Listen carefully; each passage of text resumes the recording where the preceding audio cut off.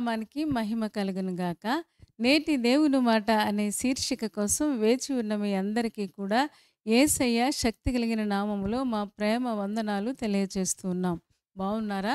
దేవుని మహాకృప, ఆయన మహా కనికరాన్ని బట్టి ప్రతిరోజు ఈ విధంగా మనం కలుసుకొని, ఆ దేవుని యొక్క వాక్యం వినడానికి దేవుడెంతో దయ చూపిస్తూ ఉన్నారు.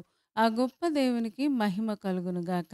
మరి నేటి దేవుని మాట అనే ఈ శీర్షికలో దేవుడు మనకివ్వబోతున్న మాటను ఒక్కసారి మనం చూద్దాం. కీర్తనల గ్రంథము 35వ దావీదు కీర్తన మొదటి వచనం చదువుతాను. మీరు కూడా ఒక్కసారి చూడండి.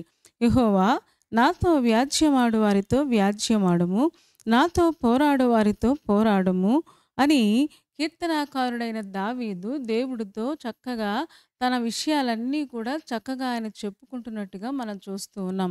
ఏమంటున్నాడంటే, నాతో కొంతమంది పోరాడుతూ ఉన్నారు. ఆ పోరాడే వారితో నేను పోరాడడం కాదు గానీ, నా పక్షంగా మీరు పోరాడండి అని చెప్తున్నట్టుగా ఆయన దేవునికి చెప్తూ ఉన్నాడు. ఇంకేమని చెప్తున్నాడు? యెహోవా, నాతో వ్యాజ్యమాడు వారితో నీవు కూడా వ్యాజ్యమాడండి. వారితో వ్యాజ్యమాడండి అంటే, వ్యాజ్యము అంటే వాదము కదా! అంటే నేనింక వాదించలేను. నేను వాదించడం కాదు గానీ, నేను వాదిస్తే పనులన్నీ అయిపోవు గానీ, నువ్వు నా పక్షంగా ఉండి కార్యాలు జరిగిస్తే, నువ్వు నా పక్షంగా ఉండి వాదిస్తే తప్పకుండా దేవుడు నా జీవితంలో కార్యాలు చేస్తాడు అనే విషయాన్ని చాలా గట్టిగా నమ్మినట్టున్నాడు. అందుకనే దేవుడితో అలాంటి ప్రార్థన చేస్తున్నట్టుగా మనం చూస్తూ ఉన్నాం. మరి దావీదు ఒక విశ్వాసి గదా! విశ్వాసికి పోరాటాలేంటి అని మనం ఆలోచిస్తే, విశ్వాసి ఎప్పుడూ పోరాటంలోనే ఉంటాడు. ఏవండీ, విశ్వాసి చుట్టూ పోరాటాలుంటాయి, కష్టాలుంటాయి, ఇబ్బందులుంటాయి, సమస్యలుంటాయి, ఆందోళనలు ఉంటాయి. ఏవండీ, ఇంకా ఒక మెట్టు ఎక్కువే ఉంటా అన్యుల కంటే గూడా. కానీ వీటన్నిటి మధ్యలో మనం వాదించడం కాదు, మనం పోరాడడం కాదు. సాధారణంగా మనకు తెలియక అనుకుంటాం, మా నాలుకల చేత మేము సాధిస్తాము అని చాలాసార్లు అనుకుంటాం. అందుకనే 12వ కీర్తనలో కూడా చాలా చక్కగా చెబుతాడు. ఒక్కసారి మనం చూద్దామా? 12వ అధ్యాయము 4వ వచనం, 12వ దావీదు కీర్తన 4వ వచనం చదువుతూ ఉన్నాను. మా నాలుకల చేత మేము సాధించెదము, మా పెదవులు మావి, మాకు ప్రభువు ఎవడని వారు అనుకుంటారు అని కీర్తనాకారుడే రాస్తూ ఉన్నాడు. అంటే చాలామంది తమ పెదవులకు, తమ నోటికి పదును పెట్టి వాళ్ళ సమస్యలు లేకపోతే వాళ్ళ వాదాలు అన్నీ కూడా వారికున్న వాక్ పటిమతో లేకపోతే వాక్చాతుర్యంతో మేము గెలిచేస్తాం, లేకపోతే మేము సాధించేస్తాం అని అనుకుంటారంట. కానీ మన పెదవుల ద్వారా మనమేమీ సాధించలేము. మనకున్న వాక్చాతుర్యం కానీ, వాక్ పటిమ కానీ మన సమస్యలు సాధించడానికి అది ఎంత మాత్రము పనికిరాదు అనే విషయాన్ని మనం ఈ రోజున గ్రహించవలసిన వారమై ఉన్నాము. ఇక్కడ రాజైన దావీదు అంటూ ఉన్నాడు, నాతో పోరాడే వాళ్ళు చాలామందే ఉన్నారు, కానీ ఆ పోరాడే వాళ్ళందరితో నేను పోరాడలేను. ఆ పోరాడే వ్యాజ్యమాడే వాళ్ళందరితో కూడా నేను వాదించలేను. ఎందుకంటే నాకొక ప్రభు ఉన్నాడు, నాకొక దేవుడున్నాడు.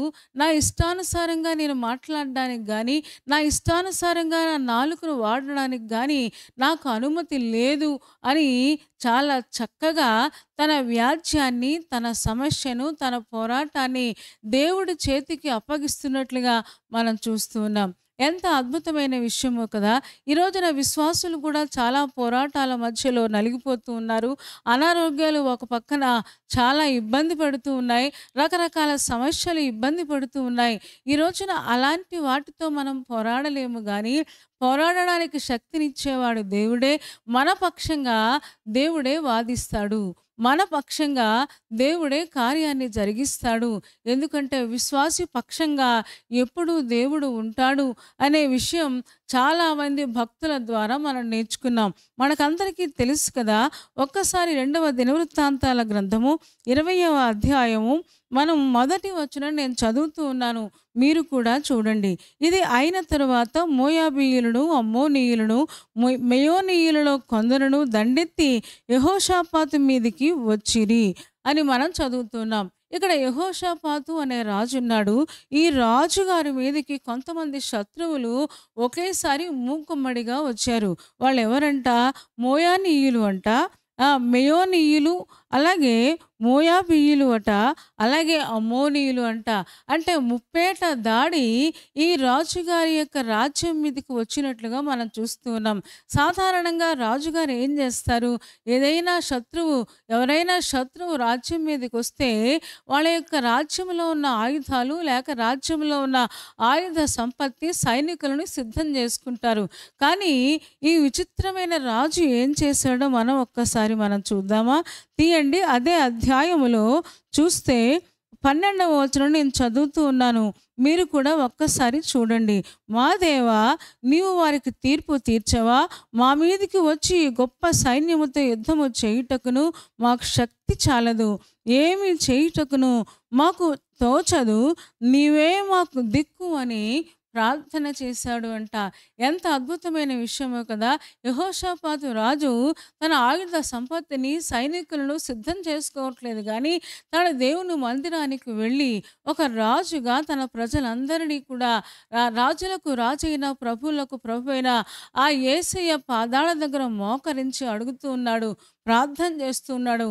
అయ్యా, మా శక్తి సరిపోదు, నీవే మాకు దిక్కు అని ప్రార్థిస్తూ ఉన్నట్లుగా మనం చూస్తూ ఉన్నాం. ఈ రోజున విశ్వాసులారా, ఈ రాజుగారు మనకు నేర్పించేది ఏంటి అంటే, మనం వ్యాజ్యం ఆడడం కాదు, మన నాలుకలకు పదును పెట్టడం కాదు గానీ, మన సమస్యలు, మన ఇబ్బందులు అన్నీ కూడా ఆ గొప్ప దేవుడైన యేసయ్య చేతికి మనం అప్పగిస్తే, ప్రార్థనలు ఆలకించే ఆ గొప్ప దేవుడు, ప్రార్థనలకు జవాబిచ్చే ఆ గొప్ప దేవుడు, ఆ రోజున యెహోషాపాతు రాజుకు సహాయము చేసినట్లుగా ఈ రోజున మనకు కూడా ఆయన సహాయము చేయగలిగిన గొప్ప దేవుడై ఉన్నాడు అని లేఖనం ద్వారా మనం నేర్చుకుంటూ ఉన్నాం. చూద్దామా ఒక్కసారి? ఎంత అద్భుతమైన విషయము అంటే, అదే అధ్యాయము 15వ వచనం చదువుతూ ఉన్నాను. మీరు కూడా ఒక్కసారి చూడండి. యూదావారలారా, యెరూషలేము కాపురస్తులారా, యెహోషాపాతు రాజా, మీరందరూ ఆలకించుడి. యెహోవా సెలవిచ్చినదేమనగా, ఈ గొప్ప సైన్యమునకు మీరు భయపడకుడి, జడియకుడి. ఈ యుద్ధము మీరు కాదు, దేవుడే జరిగించును. అలాగే చెప్తున్నాడు, రేపు వారి మీదకి పోవుడి, వారి జీజు అని ఎక్కుడు మార్గమున వచ్చెదరు. మీరు యెరూవేలు అరణ్యము ముందర ఉన్న వాగు కొన దగ్గర వారిని కనుగొంటారు. ఈ యుద్ధములో మీరు పోట్లాడవలసిన నిమిత్తము లేదు అని యూదా వారిని, యెరూషలేము వారిని, అక్కడ యహాజీయేలు అనే ఒక వ్యక్తి ఉంటే, ఆ యహాజీయేలు దేవుని ఆత్మతో నింపబడిన వాడే చాలా చక్కనైన విషయాలు చెబుతూ ఉన్నాడు. ఏమంటే దేవుని ఆత్మ మాత్రమే మనకున్న ప్రతి కాడిని విరిచివేయగలదు. ఏమంటే ఎంతో భారంతో వాళ్ళు దేవుని మందిరానికి వచ్చి భార్యలతో, శిశువులతో, మొత్తం రాజ్యంలో ఉన్న వాళ్ళందరూ కూడా, చంటి పిల్లలందరూ కూడా వచ్చి ఉపవాసం ఉండి ప్రార్థన చేస్తే, దేవుడు యహాజీయేలును దేవుని ఆత్మతో నింపి యహాజీయేలు ద్వారా దేవుడు ఆ రాజుగారిని, అలాగే చుట్టూ ఉన్న సమాజాన్ని ఆయన బలపరుస్తూ ఉన్నాడు. ఏమని చెప్తూ ఉన్నాడంటే, మీరు పోట్లాడాల్సిన నిమిత్తము లేదు, మీరు పోరాడవలసిన అవసరత లేదు. ఎందుకంటే వాళ్ళు ఎలా వచ్చారో అలాగే వెళ్ళిపోతారు. కాకపోతే మీరు ప్రార్థిస్తూ నా మీద నమ్మకం ఉంచి పంక్తుల్లో నిలవబడండి అని చెప్పడం మనం చూస్తూ ఉన్నాం. మీరు చేయాల్సిన అవసరత ఏమీ లేదు. మీరు యుద్ధం చేయొద్దు కానీ, మీరు యుద్ధానికి సంబంధించిన ఆ డ్రెస్ వేసుకొని చక్కగా పంక్తుల్లో, వరసల్లో నిలబడండి. నేను మీ పక్షంగా పోరాడతాను అని దేవుడు సైన్యాన్ని, రాజుగారిని బలపరుస్తూ ఉన్నట్లుగా మనం చూస్తూ ఉన్నాం. మరి రాజుగారు ఏం చేయాలి అంటే, దేవుని ఆత్మ ద్వారా పలుకబడిన ఆ మాటలు విన్నవాడే ఆ మాటల మీద నమ్మకం ఉంచాలి. అంత మాత్రమే కాదు, ప్రార్థనతో ఎదురు చూడాలి. ఈరోజు నా క్రైస్తవ విశ్వాసికున్న అద్భుతమైన ఆయుధాలు ఏంటి అంటే ప్రార్థన మాత్రమే. ప్రార్థన ద్వారా దేవుడు మన శత్రువుల మీద మనకు జయాన్ని ఇస్తాడు. ఏమంటే దావీదు ప్రార్థన చేశాడు, మనందరికీ తెలుసు. ఇక్కడ యెహోషాపాతు కూడా ప్రార్థిస్తూ ఉన్నాడు. ఏమండి, ప్రార్థన ఒక్కటే నా ఆయుధం అనుకున్నాడు. నాకున్న సైన్యం యొక్క బలము సరిపోదు, ఒకవేళ బలము సరిపోయినా నేనేమీ చేయలేను, యుద్ధము యెహోవాదే అన్నట్టుగా ఆ రోజున గొలియాతును చంపడానికి దావీదు ఎలాగైతే పరిగెట్టాడో, యుద్ధము నాది కాదు, నా పక్షంగా దేవుడే జరిగిస్తాడు అని ముందుకు సాగిపోయాడో, ఈ రోజున యెహోషాపాతు కూడా అదే స్ఫూర్తితో చెప్తూ ఉన్నాడు. ఏమంటే, ఇక మేము పోట్లాడాల్సిన అవసరత లేదు. మేము ప్రార్థనతో ఆయన మందిరములో కనిపెట్టుకుంటాం. మేము ఆయన చెప్పింది ఆ మాట మీదే మేము నమ్మకం ఉంచుతాం. ఈ రోజున మన నమ్మకమే మనకు అద్భుతాలు జరిగిస్తది. మన నమ్మకమే మన యుద్ధాల మీద మనకి జయాన్ని సంపాదించి పెట్టగలదు. ఈ రోజున దేవుడి మీద మన నమ్మకం ఉంచితే, ఆయన వాక్యం మీద నమ్మకం ఉంచగలిగితే, ఆ గొప్ప దేవుడి వైపు మనం చూడగలిగితే తప్పకుండా దేవుడు తన కార్యాన్ని మన జీవితంలో జరిగిస్తాడు. ఆ రోజున యెహోషాపాతు జీవితంలో అద్భుతం జరిగించినట్లుగా చూడండి. ఒక్కసారి అదే అధ్యాయం మనం చూడగలిగితే, అదే అధ్యాయంలో అక్కడ అద్భుతం జరిగింది ఏంటి అంటే, 23వ వచనం 22వ వచనం చదువుతూ ఉన్నాను. వారు పాడుటకును స్తుతించుటకును మొదలుపెట్టగా యెహోవా యూదా వారి మీదికి వచ్చిన అమ్మోనీయుల మీదను మోయాబీయుల మీదను సేయీరు మన్యవాసుల మీదను మాటుగాండ్రను పెట్టెను గనుక వారు హతులైరి. తర్వాత వచనం కూడా, అమ్మోనీయులను మోయాబీయులను సేయీరు మన్య నివాసులను బొత్తిగా చంపి నిర్మూలము చేయవలెనని పొంచియుండి వారి మీద పడిరి. వారు సేయీరు కాపురస్తులను కడముట్టించిన తర్వాత తమలో ఒకరినొకరు చంపుకున్నట్టుకు మొదలుపెట్టిరి. చూడండి ఎంత అద్భుతంగా దేవుడు జయాన్ని ఇస్తూ ఉన్నాడో. ఏమంటే, మెయోనీయులు వచ్చారు, మోయాబీయులు వచ్చారు, అమ్మోనీయులు వచ్చారు. ముప్పేట దాడి యెహోషాపాతు మీదకి వస్తే ఏమండి, వాళ్ళల్లో వాళ్ళే చంపుకుంటున్నారు తప్ప యెహోషాపాతు సైన్యాన్ని కానీ, యెహోషాపాతు రాజుగారిని కానీ, ఆ రాజ్యంలో ఉన్న ప్రజలను కానీ ఏమీ అనటం లేదు అన్నట్టుగా ఏమండి, దేవుడు ఆ రోజున వారు పాడడానికి స్తుతించడానికి మొదలు పెడితే దేవుడు వాళ్ళకి జయించినట్లుగా, వాళ్ళ మీద జయమిచ్చినట్లుగా మనం చూస్తూ ఉన్నాం. ఏమండి, ఈ రోజున దేవుడు మనకు చెప్పేది అదే. యెహోవా నాతో పోరాడే వారితో పోరాడండి, నాతో వ్యాజ్యం ఆడే వారితో వ్యాజ్యం ఆడండి.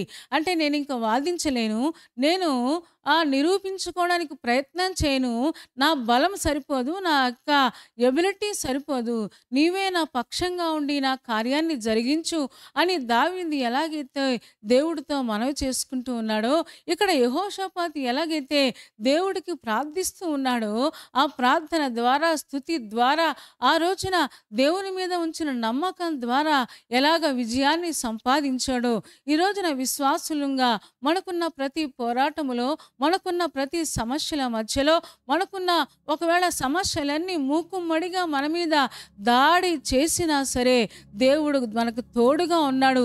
మన పక్షంగా దేవుడు కార్యం చేస్తాడు. మా పెదవులు మావి, మా పెదవుల ద్వారా మేమేదో సాధించేస్తాం అని పెదవులకు నాలుకకు మనం పదును పెట్టకూడదు. కానీ మన వాక్చాతుర్యము, మన వాక్ పటిమ మనకు విజయాన్ని సాధించి పెట్టలేదు. కానీ దేవుడి మీద విశ్వాసము మాత్రమే, దేవుడి మీద అచంచలమైన నమ్మకం మాత్రమే, దేవుడు కోసం చేయబడిన ప్రార్థన మాత్రమే తద్వారా మన జీవితంలో ప్రతి సమస్య మీద, ప్రతి శత్రువు మీద మన మీద జయాన్ని సంపాదించగలము అనే విషయాన్ని ఈరోజు మనం నేర్చుకుంటూ ఉన్నాం. ఈరోజున విశ్వాసులుగా మన వాక్ చాతుర్యం మీద, మన నాలుకల మీద మనము ఆధారపడకుండా, మన బలం మీద మనం ఆధారపడకుండా దేవుడి మీద ఆధారపడిన వారమై మన సమస్యలన్నీ ఆయనకు అప్పగించి, ఎందుకంటే విశ్వాసుల పక్షంగా ఆయన ఉన్నాడు గనుక తప్పకుండా మన జీవితంలో ఆయన ప్రతి సమస్య నుంచి విడుదలిస్తాడు, ప్రతి కాడిని ఆయన విరగ్గొడతాడు. అద్భుతాలు, ఆశ్చర్య కార్యాలు ఆ రోజున మన పితరుల జీవితాల్లో చేసిన దేవుడు ఈ రోజున కూడా చేయడానికి ఆయన ఎప్పుడు సిద్ధంగా ఉన్నారు. ఆయన మీద నమ్మకం ఉంచుదాం, ఆయన మీద ఆధారపడదాం. దేవుడి మాటలను దీవించును గాక. తలలు వంచండి, కళ్ళు మూసుకోండి, చిన్న మాట ప్రార్థన చేద్దాం. పరిశుద్ధుడా, ప్రేమ కలిగిన మా తండ్రి, నీ పాదాలకు వందనాలు, స్తోత్రాలు చెల్లిస్తూ ఉన్నాం. నువ్వెంత మంచి దేవుడవు, ఎంత ప్రేమ కలిగిన దేవుడవు. మీరు మాతో సెలవిచ్చిన ఈ మంచి మాట కోసం మీకు వందనాలు నాయన. నిజమే, మా నాలుకల చేత, మా పెదవుల చేత, మా వాక్ పటిమ చేత, వాక్ చాతుర్యము చేత మేమేది సాధించలేము. కానీ ప్రతి పోరాటాన్ని, ప్రతి సమస్యను నీ చేతులకు అప్పగించి ప్రార్థించేవారముగా, నీ మీద నమ్మకం ఉంచేవారంగా మమ్మల్ని అందరినీ అన్నీ ఉంచి ప్రతి సమస్యలో నాయన తండ్రి జయాన్ని పొందడానికి మాకందరికీ సహాయము చేయము. ఈరోజు ఎంతమంది బలహీనంగా ఉన్నారో వారిని ముట్టి స్వస్థపరచండి. ఎంతమంది కాంపిటేటివ్ ఎగ్జామ్స్కి వెళుతూ ఉన్నారో, అలాగే ఇంటర్వ్యూకి వెళుతూ ఉన్నారో, నాయన ఎగ్జామ్స్ రాస్తూ ఉన్నారో వారందరికీ సహాయము చేయము. పెళ్లి రోజు పుట్టినరోజు జరుపుకుంటున్న వారిని నిండారులుగా మీరు దీవించుము. రేపటి దినం కోసం మమ్మల్ని సిద్ధపరచుము. యేసయ్య నామములో ప్రార్థించి వేడుకొనుచున్నాము తండ్రి. ఆమేన్. ఆమేన్ చెప్పారు కదా అందరూ. చాలా సంతోషం. చాలా ఓపికగా శ్రద్ధగా దేవుని యొక్క వాక్యాన్ని మీరు వింటూ ఉన్నారు. మిమ్మల్ని బట్టి మేము చాలా సంతోషిస్తూ ఉన్నాం. కార్యక్రమం మీకు నచ్చితే లైక్ చేయండి, షేర్ చేయండి, కామెంట్ కూడా పెట్టండి. దేవుడు మమ్మల్ని దీవిస్తూ ఉన్నాడు. ఈ ప్రోగ్రామ్స్ మాకు చాలా దీవెనకరంగా ఉన్నాయని మీరు ఒక్క మాట కామెంట్ రూపంలో పెడితే మేము కూడా ఎంకరేజ్ చేయబడతాం. కాబట్టి పెట్టడానికి ప్రయత్నం చేయండి. ఇంకా ఈ ఛానల్ని సబ్స్క్రైబ్ చేసుకోకపోతే డాక్టర్ స్పర్జన్ యూట్యూబ్ ఛానల్ని సబ్స్క్రైబ్ చేసుకోండి. తద్వారా నోటిఫికేషన్స్ అన్నీ మీకు వస్తాయి. మా కార్యక్రమాలన్నీ మీరు చూడొచ్చు. సరేనా అండి? దేవుని చిత్తమైతే మరలా రేపు ఉదయం మళ్ళీ కలుసుకుందాం. అప్పటి వరకు దేవుని మహాకృప మనందరికీ తోడై ఉండను గాక. ఆమేన్. ఆమేన్.